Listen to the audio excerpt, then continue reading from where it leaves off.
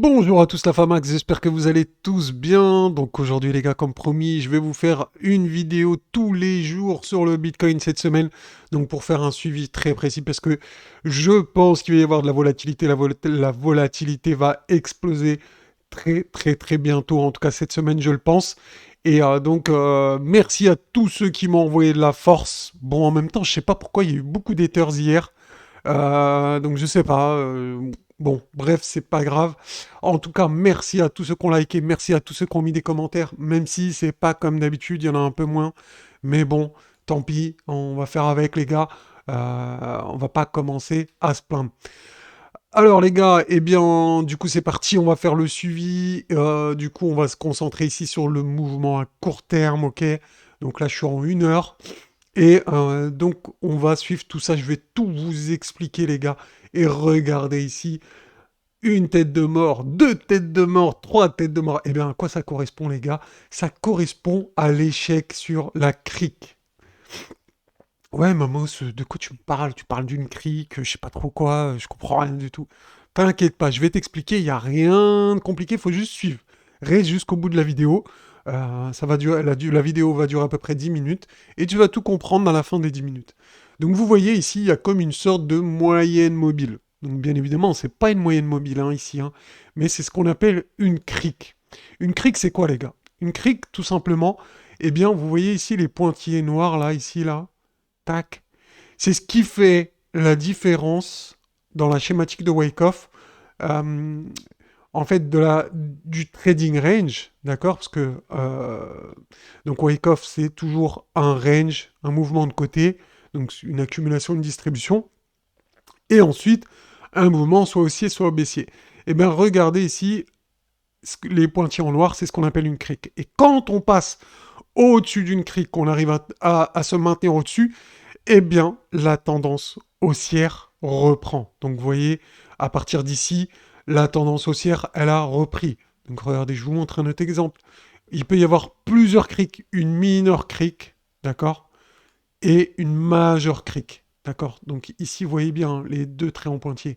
Donc, dès qu'on repasse au-dessus, qu'on arrive à se maintenir, eh bien, la tendance haussière, elle est enclenchée, et même si elle repart pas directement, on stagne un peu, mais en tout cas, on se maintient au-dessus de la crique remonte, et hop, la tendance haussière repasse, la tendance repart à la hausse. D'accord? Donc, regardez ici, encore un exemple d'une crique, on repasse par-dessus, même si on retrace derrière, on ne repasse plus en dessous, donc ça c'est important, et ensuite on repart. Ok? Je vous remonte un dernier exemple. Ici, regardez, il y a une crique, on a deux criques, une mineure, une majeure. La mineure, eh bien, dès qu'on repasse au-dessus, qu'on arrive à se maintenir, ok, ça devient très encourageant. Et dès qu'on repasse au-dessus de la majeure, regardez la tendance haussière, boum, elle explose. D'accord, vous avez compris? Donc maintenant, vous comprenez pourquoi il y a eu tant d'échecs. Donc ça veut dire que le mouvement de baisse du spring n'est pas forcément terminé. D'accord? Donc attention, on n'a pas de confirmation haussière pour le moment. Donc tant qu'on ne repasse pas au-dessus, d'accord? Hop, si on arrive à vraiment se maintenir au-dessus, mais se maintenir, hein, parce que là, il n'y a eu que des mèches, on est d'accord, tout ça, c'est que des mèches, on n'a pas réussi à se maintenir. Donc, tant qu'on ne se maintient pas au-dessus, attention, la tendance baissière n'est pas terminée, même si le point bas peut être là, d'accord, le point bas peut être terminé, mais la tendance baissière, elle n'est pas, en tout cas, la tendance haussière n'est pas confirmée, entre guillemets, d'accord. Je pense que comme ça, dit comme ça va être plus simple pour tout le monde. Donc, trois échecs, ça commence à faire beaucoup. On va peut-être aller chercher un point plus bas, c'est possible. Donc tant qu'on n'a pas de confirmation haussière. Donc on a également eh bien, les Magic Box. Donc pour ceux qui connaissent, hein, les Magic Box, je l'ai expliqué plein de fois, mais les Magic Box, ça nous permet de déterminer une tendance. Donc je vais vous montrer des exemples. On va naviguer un petit peu ici. Donc là, je suis sur les là, c'est pas forcément pertinent, parce que je suis sur les Magic Box. Ouais, on était en trading range. Bon, c'est pas forcément ce qui est le plus pertinent, mais pour vous expliquer, hein, je vous ai déjà expliqué, eh bien, dans l'onglet communauté, donc comment utiliser les Magic Box. Et alors, donc, pour résumer, toute évolution des cours au-dessus de la Magic Box signifie qu'on est dans une tendance positive. À l'inverse, toute évolution sous ce niveau indique que la tendance est plutôt négative. D'accord? Donc après, on parle de la stratégie.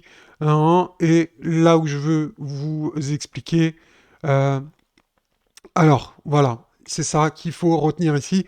Donc, comme tous les marchés sans tendance, il peut arriver qu'une valeur fluctue sans cesse autour de sa Magic Box. Dans ce cas, évidemment, nous n'appliquons pas la méthode. D'accord?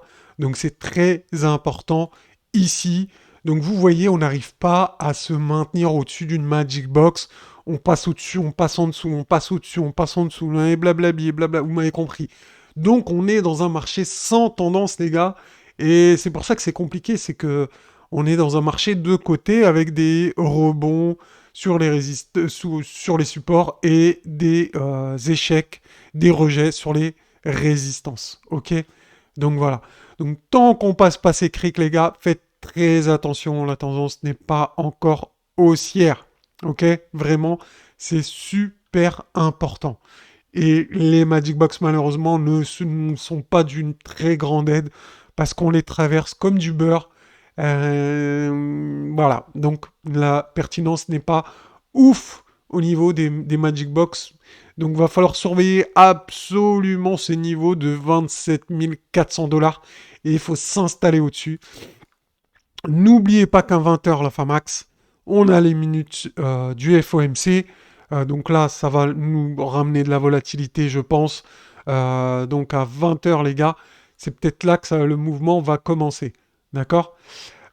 Au niveau de la baisse, les gars, au niveau des objectifs baissiers, eh bien, rappelez-vous, on a également, avant de vous parler des objectifs baissiers, je vous ai parlé hier du RSI, je vous ai dit, les gars, pour moi, c'est super important.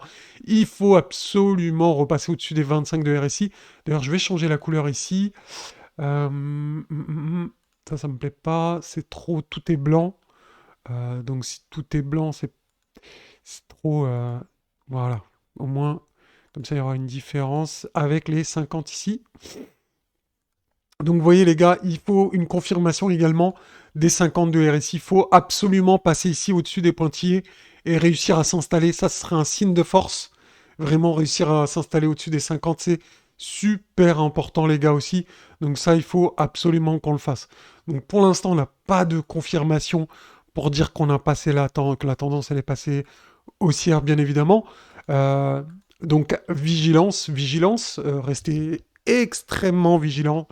Et au niveau des supports, eh bien, on a la moyenne mobile 30 semaines ici, eh bien, qui remonte petit à petit, qui est aux alentours des 24 300, 24 500 dollars. Et ici, les 25 000 dollars, comme vous le savez, cette zone cette ancienne zone de résistance va pouvoir devenir support ici. Hein. D'accord? Donc, si jamais on descend ici, eh bien, peut-être qu'une opportunité se présentera. D'accord? Donc voilà, sinon, pour moi, je pense toujours qu'on est dans un 1, 2, 3 M-top. Rappelez-vous, la schématique du 1, 2, 3 M-top, c'est 1, 2, allez, si on descend comme ça, 3. Et ensuite, on descend, on a un retournement. En général, c'est comme ça que ça se passe. Donc pour moi, c'est le scénario que je privilégie pour le moment. On verra si j'ai raison ou pas. C'est un scénario, c'est pas de la boule de cristal. Donc bien évidemment, faites-vous votre propre avis. Moi, c'est le mien. Pour l'instant, je pense que eh bien, le point haut du Bitcoin n'est pas encore atteint pour cet été, on va dire.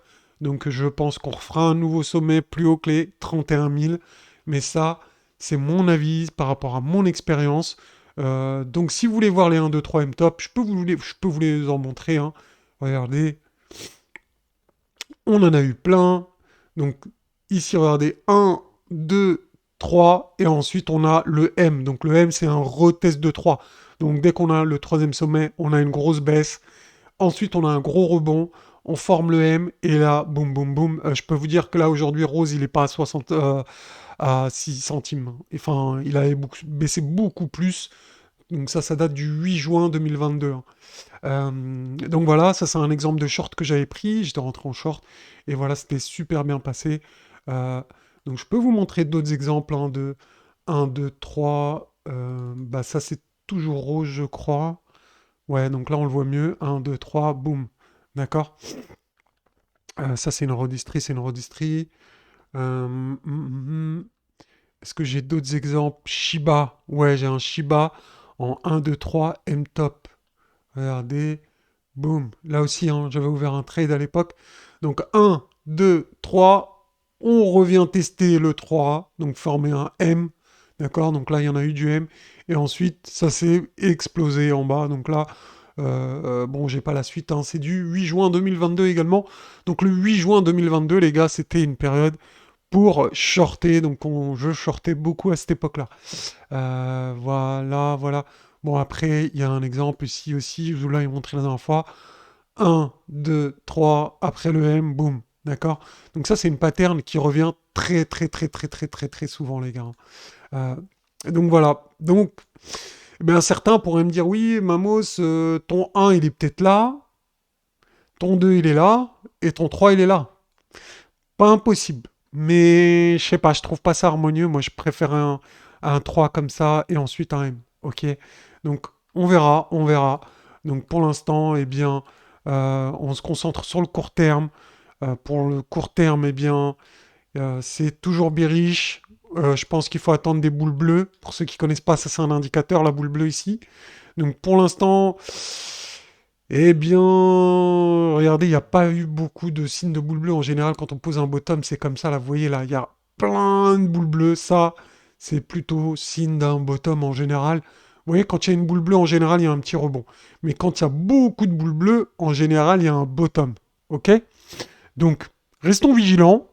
Si dans les prochains jours, les prochaines heures, on voit que le cours, eh bien, il continue à baisser, OK? Et qu'on voit plein de boules bleues, vous voyez, comme d'habitude, et bien là, on pourra se dire, ah, ça y est, on est peut-être sur le point bas. Mais pour l'instant, les gars, c'est pas le cas, malheureusement.